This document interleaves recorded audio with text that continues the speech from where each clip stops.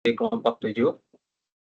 Di sini kami akan menjelaskan untuk tugas dari mata kuliah kecerdasan buatan, yaitu tugas ujian tengah semester.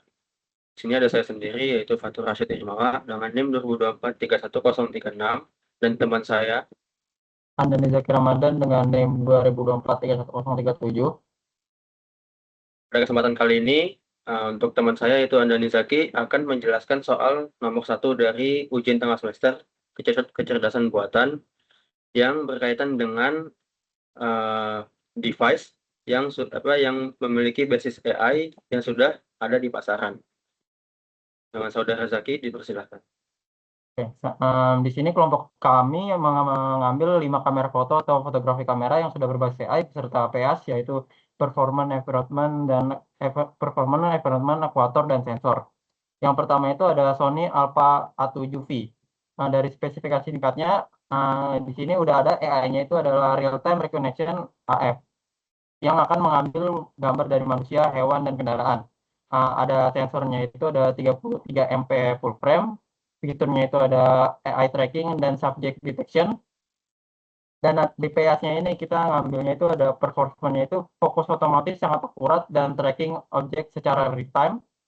Nah, dan environment-nya ini ada fotografi di studio, outdoor, dan objek-objek seperti kendaraan atau hewan-hewan. Aquatorsnya ini kita ada motor autofocus, shutter, dan stabilizer. Dari sensornya ini kita ngambil CMOS sensor, gyro sensor, dan face detection EF.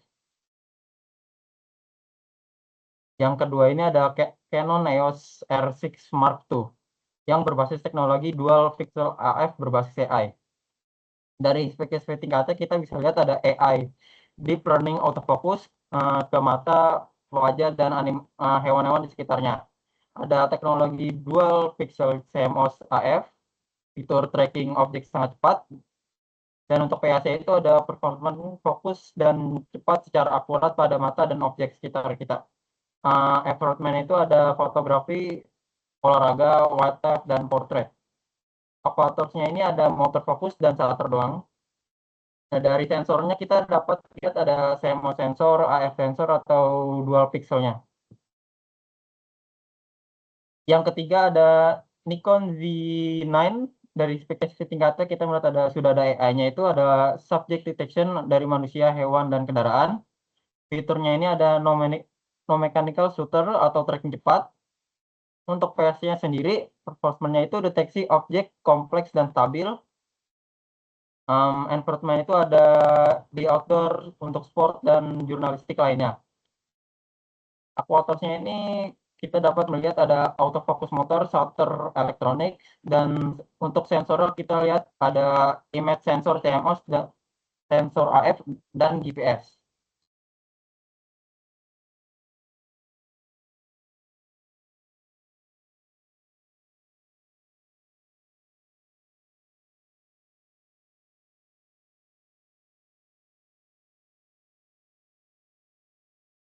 Yang empat ini ada Fujifilm X-T32. Dari spesifikasi tingkatnya ada AI face dan wajah dan mata deteksi. Fiturnya itu ada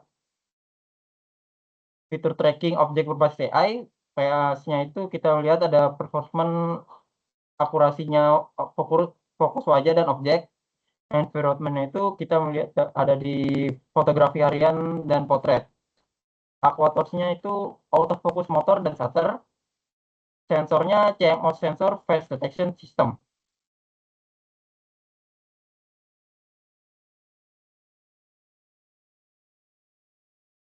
Dan yang terakhir itu ada Sony A9 II. Spesifikasi tingkatnya itu ada AI real time tracking dan mata. Fiturnya itu ada high speed shooting. Untuk PS-nya performance tracking optik sangat cepat. Untuk sport dan action, environment gitu kita dapat menggunakan di stadion, outdoor, atau event-event tertentu. Aquatorsnya itu ada shutter elektronik dan motor fokus. Untuk sensornya itu ada sensor full frame AF sensor dan image processor. Baik, terima kasih kepada Saudara Zaki yang telah menjelaskan soal UTS kecerdasan buatan nomor 1. Dan selanjutnya untuk soal UTS nomor 2 akan saya jelaskan sendiri. Nah, pertama, untuk soal nomor 2, di sini ada kita di setiap kelompok diberikan rute perjalanan yang dimulai dari Institut Teknologi PLN dan menuju ke Pasar Baru Jakarta sebagai titik akhirnya. Dan untuk poin B-nya, kami dari kelompok 7 memilih moda transportasi mobil, dan di sini ada peta jalannya sendiri. Dan untuk Note S atau start itu dari ITPLN, ada 2 jalan, 2 rute yang bisa digunakan untuk mencapai tujuan ke Pasar Baru. Yang rute pertama ada dari Note A, B, dan kemudian ke E dan lalu ke F. Dan untuk dari kampus ke Note A sendiri, ke pintu masuk Toljor itu sekitar 2 km. Dan dari pintu masuk Toljor ke Note B, yaitu Simpang Susun Tomang, kurang lebih 8,7 km. Dilanjut ke Harmoni yang jaraknya 4 km, dan kemudian berakhir di Pasar Baru dari Harmoni sekitar 2 km. Dan untuk rute kedua, dari kampus ITPLN ke Simpang dan Mogot yang kurang lebih berjarak 3 km. Kemudian dari Simpang dan Mogot ke daerah Grogol, yaitu Note D ini, kurang lebih 7 km. Lalu di Grogol akan bertemu di Simpang yang Harmoni di Note E, yang jaraknya kurang lebih 3,6 km. Dan untuk diagram tree-nya kurang lebih sama untuk peta jalan. Nah, di sini ada poin D-nya, perhitungan manual UCS atau Uniform Cost. Dan langkah pertama, kita akan mengambil note di mana perjalanan dimulai, yaitu note S dari kampus ITPLN, yang key-nya itu 0 km. Dan untuk langkah kedua, dari note S ini ada 2 cabang, dari S ke note A dan dari note S ke note C. Dan untuk dari note S ke note A itu nilai key-nya 2 kilo, dan dari note S ke note C itu nilai key-nya 3 km. Nah, karena UCS ini mengambil nilai yang lebih kecil, lebih sedikit, maka otomatis note yang akan dieksekusi adalah note A, karena 1 km lebih kecil dari C. Kemudian dari note S ke note C ini rutenya nilai key-nya adalah 3 km. Nah, dan dari rute A ke rute B atau note A ke note B nilai key-nya 10 km, 10,7 km. Nah, sama seperti sebelumnya, UCS akan mendeteksi atau mencari nilai key yang cost-nya paling kecil. Nah, otomatis node yang akan dieksekusi adalah node C. Dan kemudian di langkah keempat, dari node C ke node D, nilai key-nya itu 10 km. Itu bisa dibilang total dari node S ke node C, lalu ke node D itu totalnya 10 km. Lalu di sini dari node A ke node B, 10,7 km. Dari node S ke A lalu ke B. Karena node yang dari node C ke node D lebih kecil, maka akan dieksekusi yang node D dari S ke rute C lalu ke rute D. Lalu di langkah kelima ada rute A ke rute B, milikinya 10,7 km. Dan ada juga pilihan rute D ke rute E, nilai key-nya itu 13,6 km. Maka yang akan dieksekusi adalah node B, karena nilai key-nya lebih kecil dari node B ke node E. Lalu langkah ke-6, dari node D ke node E, nilai key-nya itu 13,6 km. Dan dari node B ke node E, nilai key-nya itu 14,7 km. Nah, yang akan dipilih adalah node D ke node E, yang totalnya adalah 13,6 km. Nah, maksud dari 13,6 itu bukan dari node D ke node E saja. Itu adalah total dari node S ke node C, ke node D, kemudian ke node E. Nah, lalu setelah node E dieksekusi, UCS akan mencari informasi rute lain yang memiliki cost lebih murah.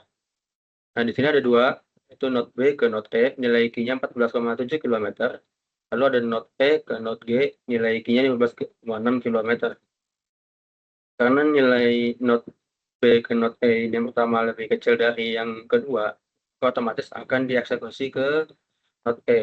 Kemudian di langkah ke-8, dari node E ke node G, nilai Q-nya 15,6 km. Nah, dan untuk node E ke node G, nilai Q-nya 67,7 km. Walaupun node-nya sama dari E ke G, tapi dari rute sebelumnya berbeda, maka hasil kilometer pun juga akan berbeda.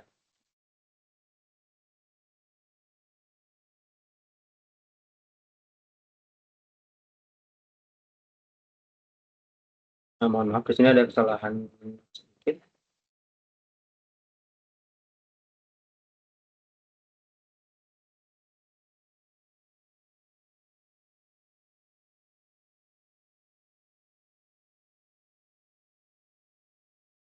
Nah, dan langkah terakhir, setelah dikalkulasikan, setelah dicari, maka node yang dieksekusi ini adalah node F yang 15,6 km.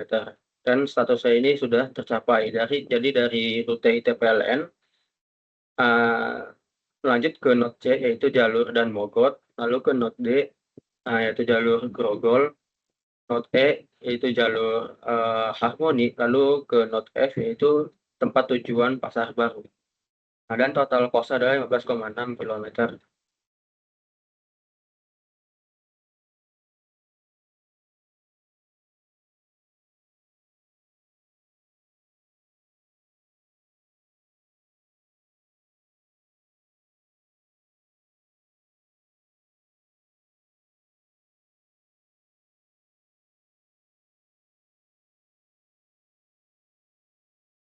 Nah, di sini untuk soal nomor 2 bagian E,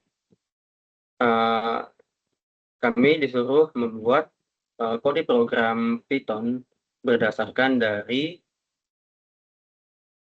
soal yang poin D ini.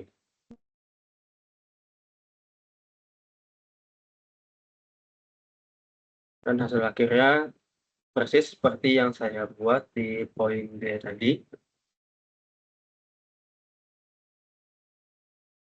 Mungkin sekian dari kami kelompok 7. Apabila ada kesalahan, kami mohon maaf yang sebesar-besarnya. Kita akhiri. Assalamualaikum warahmatullahi wabarakatuh.